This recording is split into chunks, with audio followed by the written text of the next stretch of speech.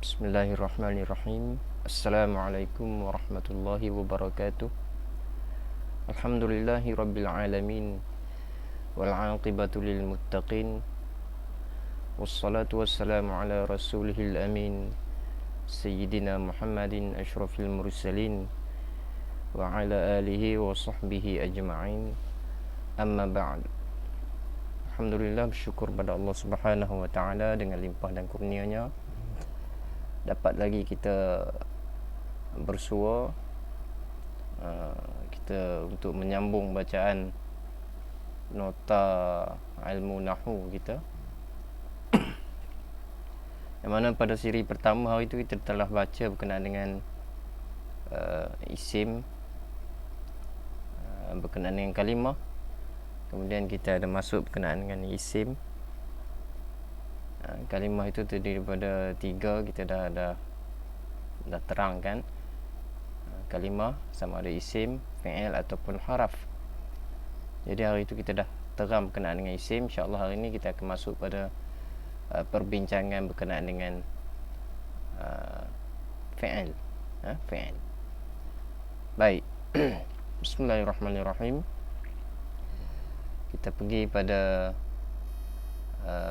muka surat yang ketiga lah. Yang ketiga, alamatul fi'li, alamat fi'il ataupun tanda fi'il.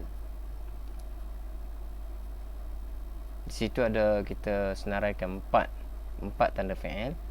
Fi'il ni apa? Fi'il ni kata kerja lah. Nanti fi'il tak. Fi'il kata kerja, isim kata nama. Baik. Fi'il ataupun kata kerja, kata yang menunjukkan perbuatan. Dia berbeza dengan isim. Isim kata nama.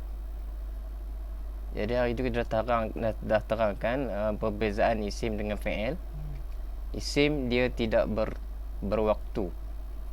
Adapun fi'il itu berwaktu. Waktunya menunjukkan waktu yang sudah lalu, ataupun waktu yang sedang berlaku, ataupun waktu yang akan datang. Jadi perbuatan itu muqtarin, dia berwaktu. Muqtarinun biwaqtin, dia berkait dengan waktu. Jadi perbuatan itu menunjukkan masa yang lepas ke, ataupun yang sedang berlaku ke, ataupun yang akan datang. Jadi yang pertama, alamat pertama kita tengok di situ. Alamat pertama, dia dimasuki huruf qad. Lafaz qad. Qad maknanya sesungguhnya. Dalam contoh di situ, qad qama. Qad qama, sesungguhnya telah bangun, telah berdiri. Qad qama. Jadi lafaz qad apabila masuk pada satu kalimah menunjukkan makna kalimah yang datang selepas kalimah qad itu adalah fi'il. Qad maknanya sesungguhnya, li takkid, untuk kita menyatakan kepastian. Qad. Jadi kalau qad masuk pada fi'il madhi, sebenarnya pertama dia kadang-kadang membawa makna takkid, menunjukkan kepastian. Tapi kadang-kadang qad bila masuk pada fi'il madhi, terkadang juga dia membawa makna taqrib, untuk menunjukkan waktu tempoh yang hampir. Contohnya apabila kita nak solat, muazzin dia akan iqamah, dia kata qad qamatis salatu, qad qamatis salah, qad qamat as-salatu. Jadi qad pada lafaz iqamah itu menunjukkan li taqrib, sesungguhnya telah hampir waktu mendirikan solat. Qad qamat, telah hampir waktu mendirikan solat. Bukannya makna sesungguhnya telah mendirikan solat. Jadi qad kadang-kadang membawa makna li takkid, kadang-kadang makna li taqrib. Itu qad kalau masuk pada fi'il madhi. Adapun kalau dia masuk pada fi'il mudhari', dia membawa makna kadang-kadang, kadang-kadang. Qad yaqumu Muhammad fil fasli. Muhammad kadang-kadang berdiri di dalam kelas. Membawa makna kadang-kadang. Itu ya alamat yang pertama. Alamat yang kedua, as-sin. As-sin maknanya huruf haraf sin tu. Sin membawa makna akan.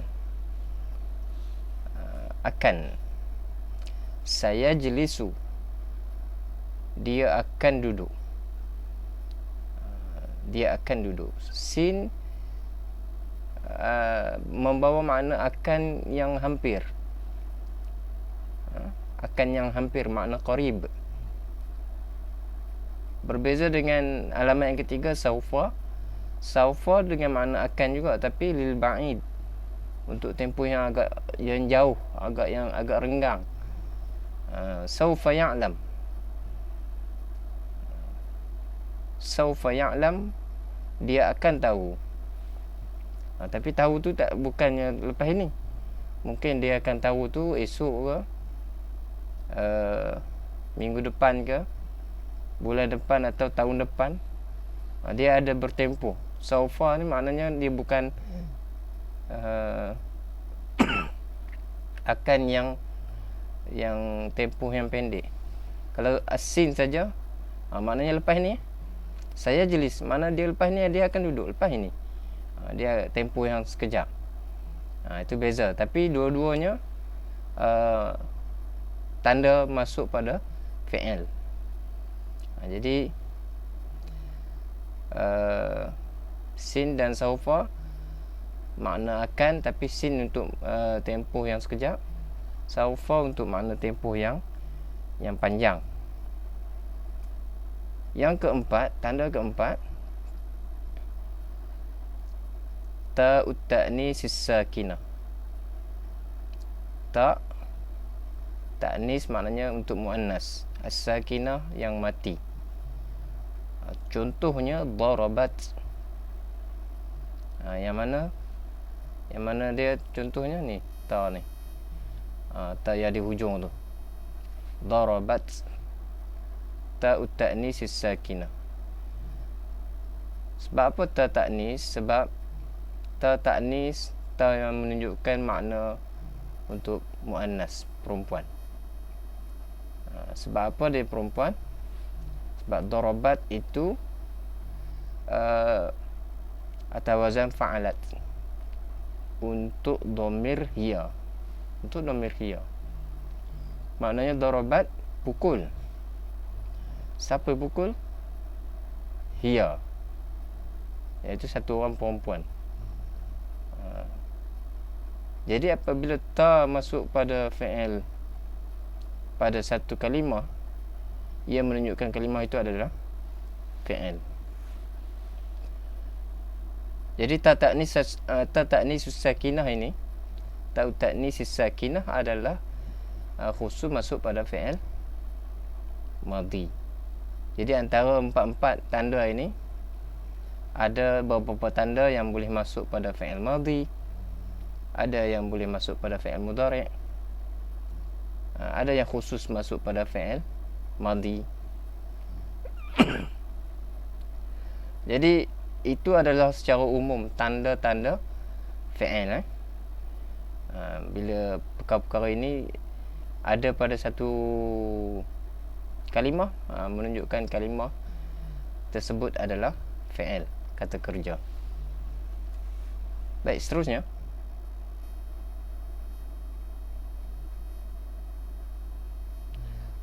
fi'il itu kita dah terang dah hari itu.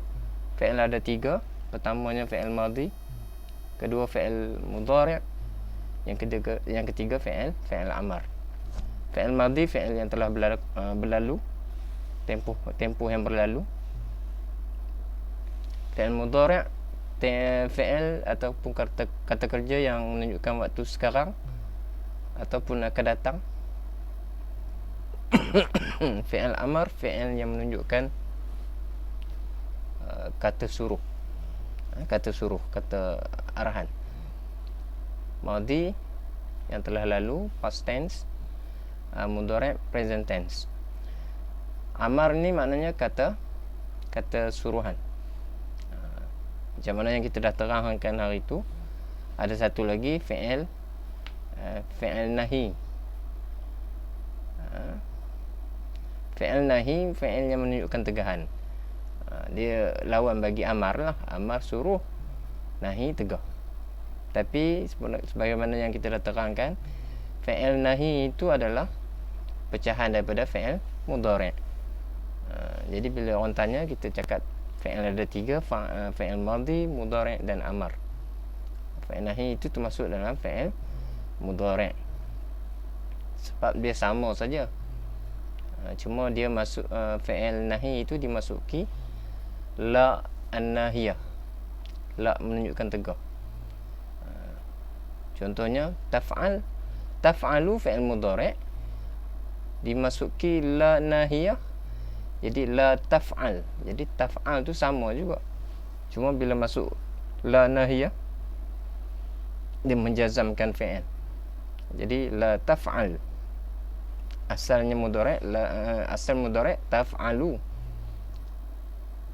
Bila masuk la nahiyah jadinya la taf'al. Bariskan mati dia tu sebab dia jazam masuk la nahiyah. Baik.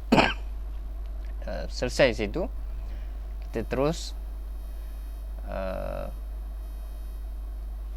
kita masuk dengan lebih khusus, iaitu pada perbincangan berkenaan dengan fi'il madhi. Fi'il madhi, kita tengok di situ nota kakinya nombor 1. Fi'il madhi yubna 'alal fathi, yubna 'alal fathi. Fi'il madhi itu hukum dia mabni. Hukumnya mabni. Apa makna mabni? Mabni maknanya kekal. Mana nanti bila kita i'rabkan kalimah, apabila kita sampai pada i'rab kalimah fi'il madhi, kita i'rabkan dia mabni. Ini yang asal. Yang asal lah bagi fi'il madhi, dibina atas fathah. Nahwu nazzala, contohnya nazzala, yang mana tekan fathah itu tu lam tu, lam di hujung tu. Nazzala, menurunkan, telah menurunkan. Nazzala. Jadi i'rabnya fi'il madhi mabniyun 'alal fathi, dibina di atas fathah. Itu asal bagi fi'il madhi. Kemudian terkadang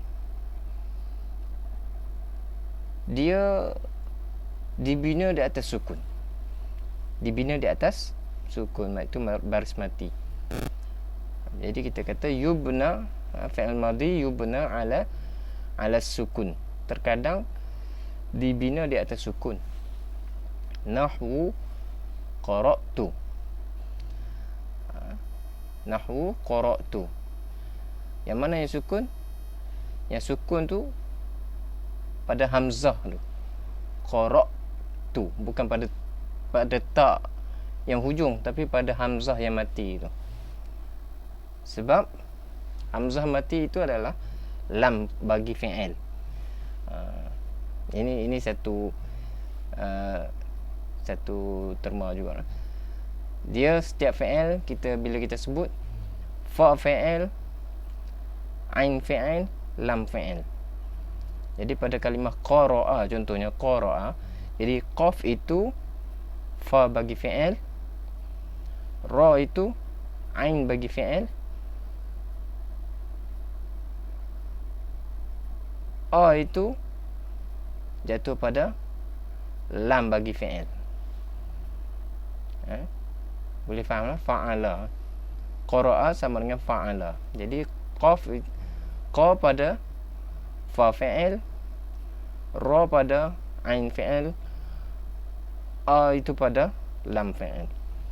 Jadi pada kalimah qara' tu hamzah yang mati itu jatuh pada lam fi'il. Jadi lam fi'il itulah dilihat sebagai sukun. Jadi kita sebut fi'il madhi mabniyun 'ala sukun. Sebab apa sukun? Sebab lam fi'il itu sukun, iaitu huruf hamzah itu. Itu huruf hamzah kita tak dibaca, kita tak baca dia sebagai huruf alif. Sebab dia berbaris sukun.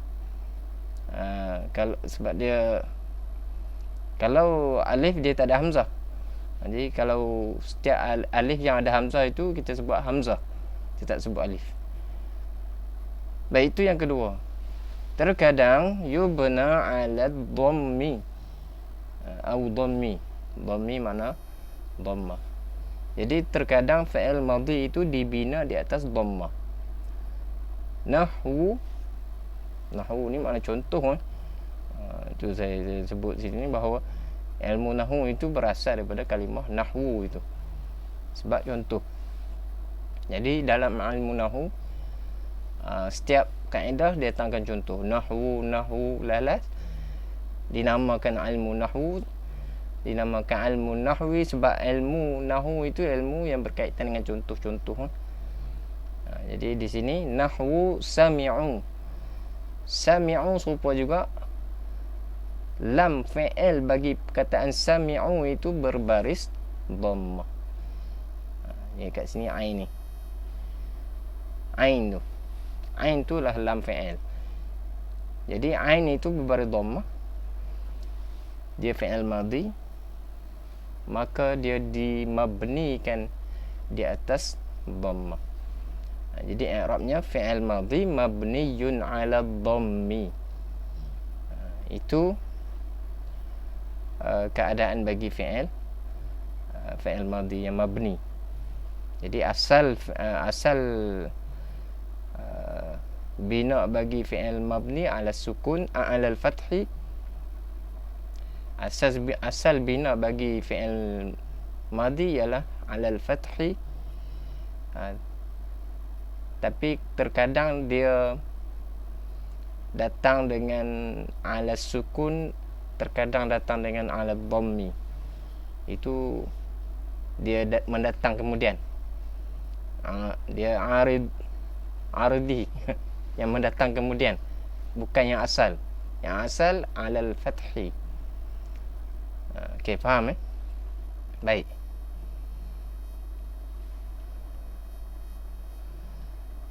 Seterusnya kita tengok balik fi'il madhi. Alamatul fi'il madhi fathah. Alamat asal bagi fi'il madhi ialah fathah, baris atas. Baik. Itu yang kita sebut tadi. Itu sebab tu kita kata mabniyun 'alal fathi itu asal. Sebab fi'il madhi semuanya asal berbaris mabni 'alal fathi. Contohnya sini kataba, daraba, fa'ala, ja'ala, sakana, akala, nazara, semuanya hujung. Lagi satu, perbahasan ilmu nahwu ni perbahasan hujung kalimah, akhiril kalimah. Jadi dia bicara tentang hujung kalimah. Hujung kalimah ni nak menjadikan dia kedudukan i'rab dia di mana. Kan? Dia menunjukkan tempat i'rab. Tempat i'rab maknanya taghyir akhiril kalimah, perubahan di akhir kalimah. Itu perbahasan ilmu nahwu Baik. Jadi kita tengok satu kalimah itu, kita tengok di hujung. Jadi di sini alamat fi'il madhi fathah di mana di hujung kalimah. Kata ba, ba tu baris atas. Daraba baris atas. Jadi boleh faham Jadi untuk fi'il madhi ada 14 sesuai dengan dhamir. Dhamir pun 14. Dhamir apa? Ini dhamir ni. Huwa, huma, hum, hiya, huma, hunna, anta, antuma, antum, anti, antuma, antuna, ana, nahnu. Ini semuanya dhamir lah ni. Ada 14. Jadi sesuai dengan dhamir 14, fi'il madhi pun ada 14. Cumanya kita boleh kategorikan sebagai dhamir untuk ghaib. Ghaib, dhamir ghaib ini dhamir ganti nama. Dhamir ganti nama dhamir untuk ganti nama ketiga. Orang yang kita bercakap bukan di depan kita. Kita cakap tentang orang yang berada jauh pada kita. Contohnya dia, mereka. Yang kedua mukhatab. Mukhatab orang yang bercakap dengan depan kita. Kamu, awak. Bahasa Peraknya apa? Mika, dema. Orang yang bercakap berhadapan dengan kita. Itu mukhatab. Kata ganti nama kedua. Yang ketiga ni al-mutakallim, kata ganti nama pertama, iaitu saya, kami ataupun kita. Jadi dhamir ada 3, ghaib, mukhatab dan mutakallim. Dan setiap itu ada muzakkar dan ada muannas Ada muzakkar, muannas, muzakkar, muannas. Kecuali untuk dhamir mutakallim saja, dia sama, muzakkar dan muannas sama. Contohnya ana. Ana tu muzakkar pun ana, muannas pun ana. Ana tu saya. Saya untuk penggunaan saya, penggunaan ana untuk dhamir muzakkar ke untuk muannas ke sama. Sama juga dengan nahnu. Nahnu pun sama untuk muzakkar muannas kan. Nahnu maknanya kita. Baik, jadi fi'il madhi ada 14 sesuai dengan dhamir. Jadi kena betul lah. Contoh fa'ala sini Fa'ala.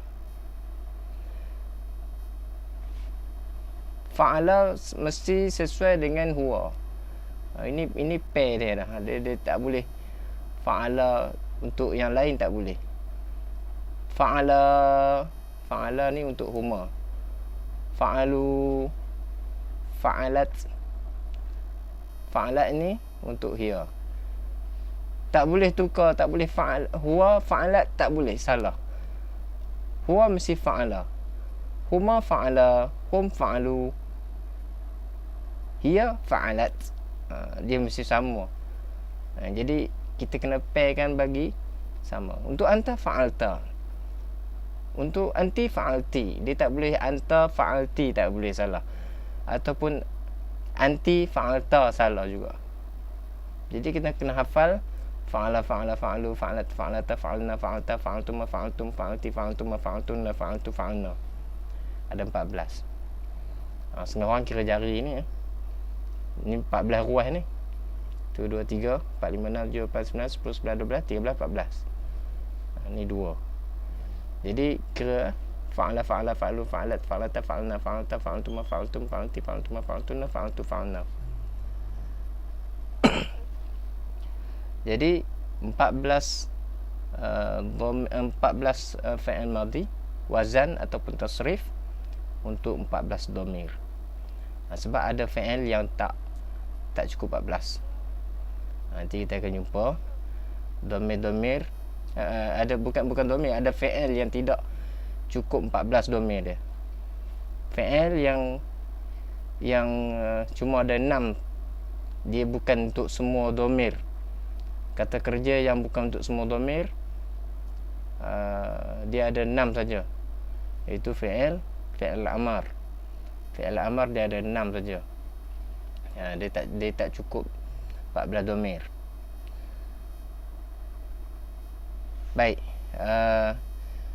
Okey, cukup itu saja berkenaan dengan fi'il madhi, fi'il yang telah menunjukkan makna telah berlaku. Jadi insyaallah kita ada kesempatan kita akan sambung dengan fi'il mudhari' pula. Wallahu a'lam. Wassalamualaikum warahmatullahi wabarakatuh.